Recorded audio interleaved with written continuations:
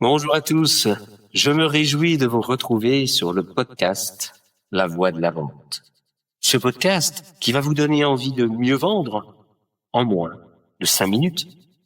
Aujourd'hui, je vous emmène dans le Paris bouillonnant du début du XXe siècle.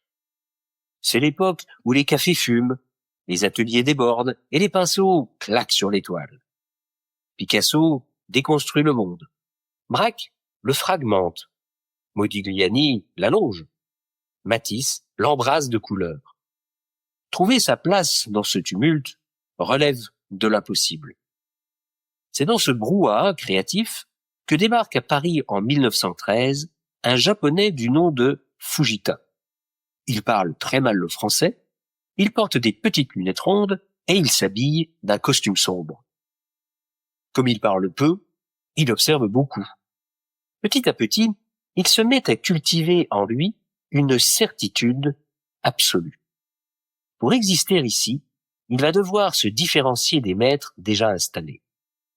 Il fréquente Montparnasse, vit pauvrement, mais il travaille avec une rigueur presque obsessionnelle. Formé au Japon aux techniques classiques, il possède un sens du trait d'une précision redoutable. Là où les peintres de l'école de Paris saturent leurs toiles de couleurs violentes, Fujita fait exactement l'inverse. Il invente un blanc laiteux, presque translucide, qu'il fabrique lui-même. Un blanc qui capte la lumière, qui apaise le regard et qui met en valeur la ligne. Ce choix n'est pas anodin. Il tranche radicalement avec le tumulte visuel de son époque. En fait, il ne s'est pas comparé. Il n'a pas cherché à être meilleur que les autres. Il a cherché sa différence. Juste, aligné. Et ça a marché. Les collectionneurs ont commencé à s'intéresser à lui. Les critiques se sont interrogés. Et le public s'est mis à le remarquer et à se souvenir de lui. Dans les années 20, son succès explose. Il devient l'un des peintres les plus célèbres et les mieux payés de Paris. Il incarne une synthèse rare, l'élégance japonaise alliée à la modernité occidentale. Alors pourquoi est-ce que je vous ai brossé en quelques mots le tableau de ce personnage iconoclaste ?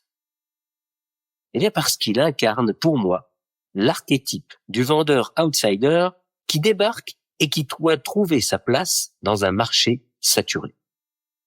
Saturé de discours, saturé de techniques, saturé de scripts, saturé de promesses bruyantes, saturé de surenchères. Dans un tel brouhaha, faire plus bruyamment la même chose que les autres ne rend pas remarquable. Dans la vente comme en art, chercher à imiter mène à une impasse. Pour exister, il faut oser. Oser pour sortir du lot et devenir reconnaissable. Et ça, c'est en vous que vous allez le trouver. Alors maintenant, mes amis, à vous de jouer. Prenez un papier, un crayon, décrivez le style de vendeur que vous voulez incarner. Réfléchissez à comment vous voulez faire pour ralentir quand tout le monde accélère. Comment vous allez écouter en silence quand tout le monde parle fort. Quels mots à vous allez choisir pour rendre votre pitch encore plus attirant. Oubliez tout ce qu'on vous raconte sur les vendeurs d'élite et devenez le vendeur que vous êtes. Vendre, comme peindre, ce n'est pas appliquer une recette universelle. C'est trouver sa ligne, sa couleur, son style. Vous ne ferez pas toujours l'unanimité, tant pis. Ceux qui vous choisiront le feront pour de bonnes raisons et ils vous resteront fidèles. Et petit à petit, vous allez gagner en confiance et votre estime personnelle va s'accroître. Voilà, sur ce, je vous laisse et je vous dis à jeudi prochain. À bon entendeur. Salut!